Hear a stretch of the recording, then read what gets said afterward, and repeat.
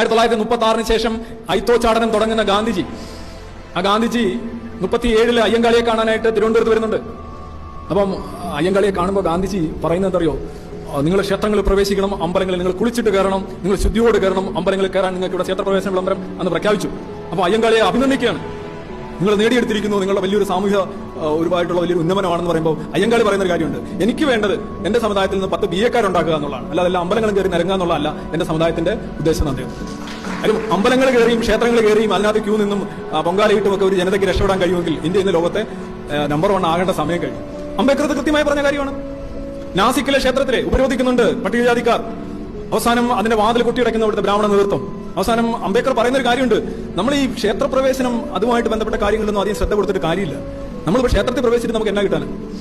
അത് വേണം, കുഴപ്പമില്ല. പക്ഷെ അതൊന്നും ഒരിക്കലും നമ്മുടെ സാമ്പത്തികമായ അധികാരങ്ങൾ, സാമൂഹ്യമായ അധികാരങ്ങൾ, ഭരണഘടനാപരമായ അധികാരങ്ങൾ അത് പിടിച്ചു വാങ്ങി നമ്മുടെ തുല്യതയിലേക്ക് എത്തണം.